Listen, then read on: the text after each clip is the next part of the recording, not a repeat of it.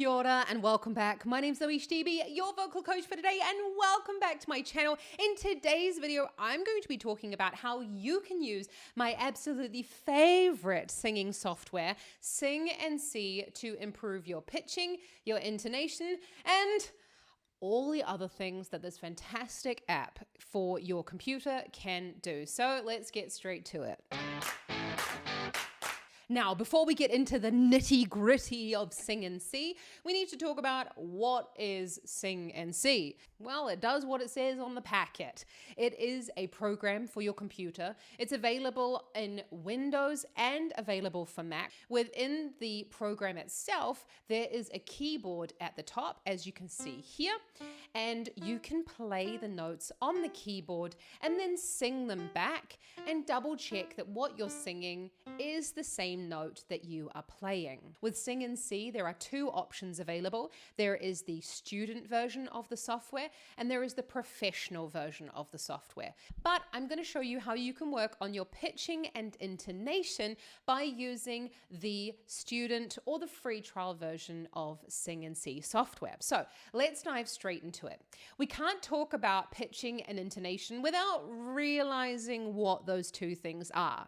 Now, pitch is actually the degree of highness or lowness of a given tone.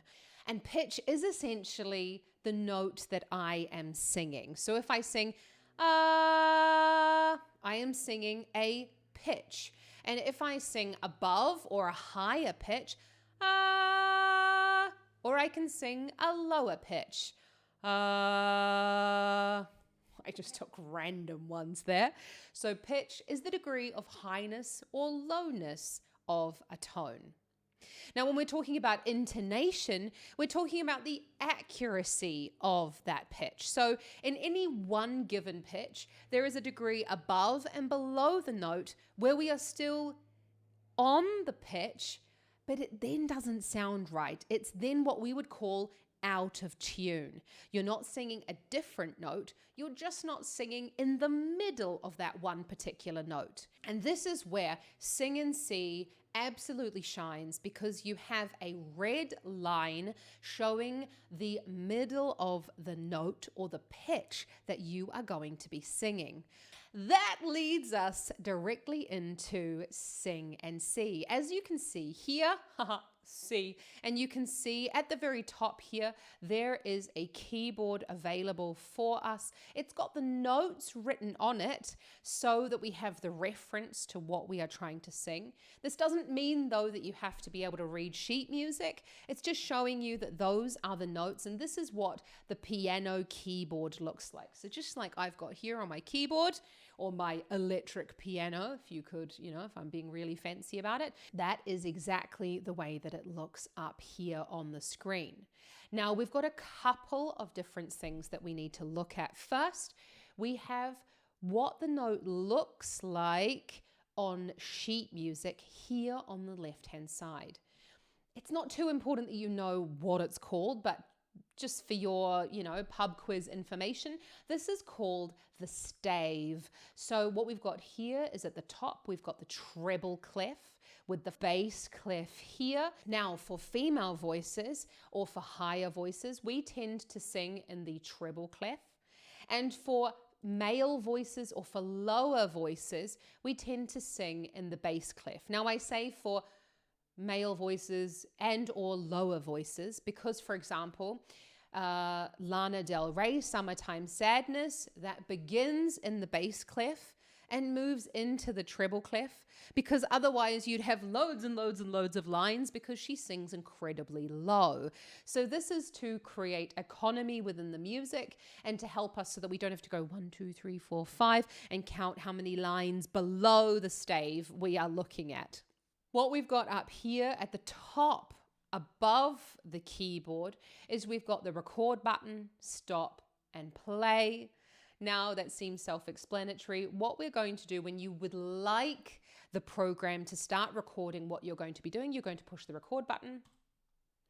And then as soon as you start creating sound, the program will start picking up those pitches, and you can see that now it's going a bit crazy because I'm speaking.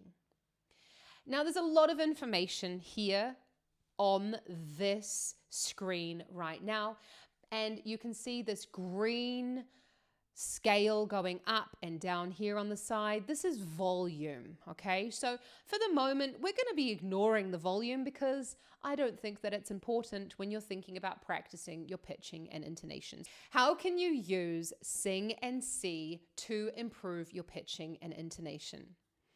I am a huge fan from the exercise singing on one note, and I'm going to show you how you can do that.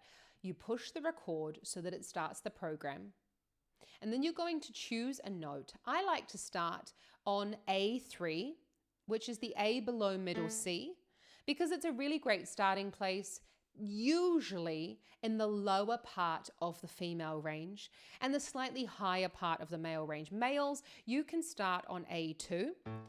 Women, we can start on A3. If you're working with children or if you are a teenager, you could even start on D4 or E4. But have a go, find where your voice wants to be, and start on a comfortable note for you. So we're going to start, for the purpose of this exercise, on A3.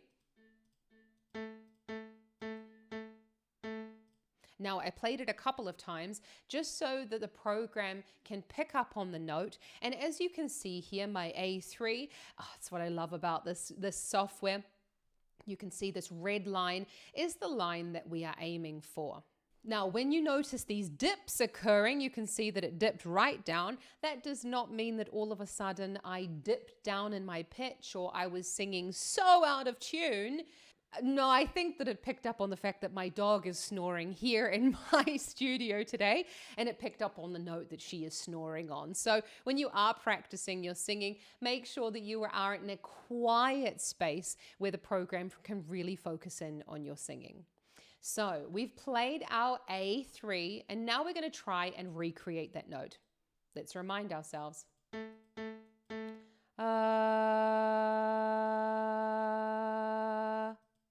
Now you can see there I sat slightly below the note and it was wiggling around quite a lot.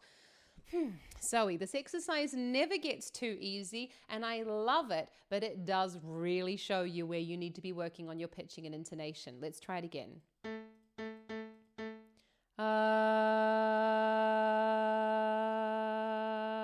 I definitely need to practice this exercise, but just for the purpose of this video, we're going to keep going. I would encourage you, if you are sitting below the note or if you are sitting below the note, to try it a couple of times until you reach the middle of the note. Let's try it again with the next one.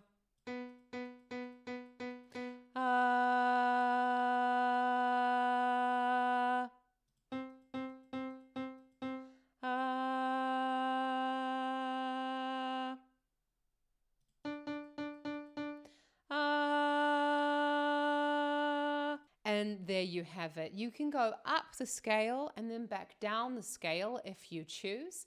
And I find this a great way for you to put in any note that you like, play a note on the program and try and recreate it. And that way you're going to be hearing the note, thinking the note, and then singing the note that you are hearing and thinking and trying to reproduce it. This program is fantastic because you can really see where is the middle and where you are actually moving on that one note.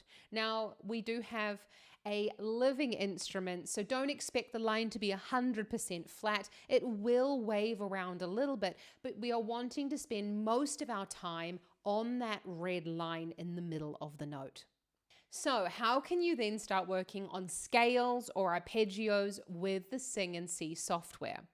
If you're unable to play the arpeggio yourself within the software, so if you don't read sheet music or you're not really sure how the arpeggios go, then I suggest that you check out my freebie download in the description where I give you my favorite 5-note scale as well as my octave arpeggio scale, which I've specifically slowed down to be used with the Sing and See software.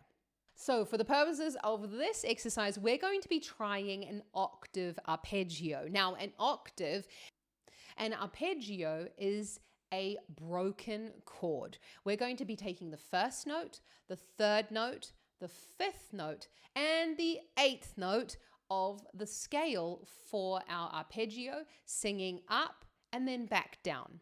Let's listen to it first with our Sing and See software.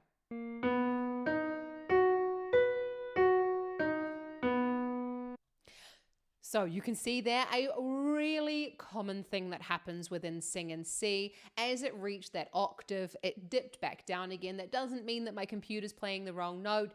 This is a computer program after all, and it isn't perfect, but we're going to be taking the base of what we're looking for, and we've got this here. Da, da, da, da, da, da, da. I do recommend that you try and sing it as quickly as possible, because that's another limitation of the Sing and See software, is that as soon as it has gone forward, you do lose the information that you have just had on the screen. So I'm going to try and sing that back again.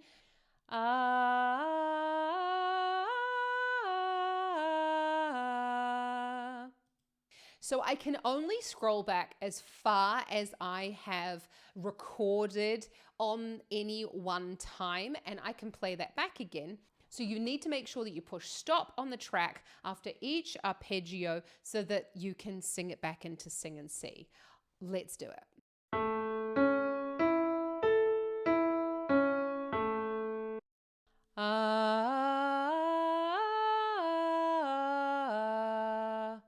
Okay, now we tried it. We're going to go looking back to see how accurate we were. There is the one that I did. I said, Obviously, this is, again, one of the limitations. You can see there it spiked up. That doesn't mean that all of a sudden I sang on a different note. But what you could be looking for here is the tendency to scoop up to the note.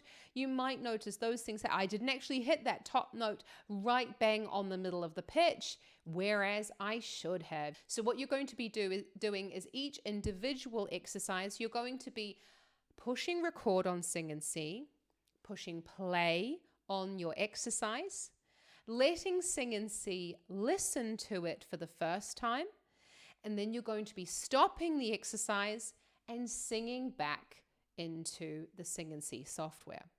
Now, this is where Sing and See is really, really cool because, I'm not sure I'm ready for this. We can then push play and we can hear back what we just played.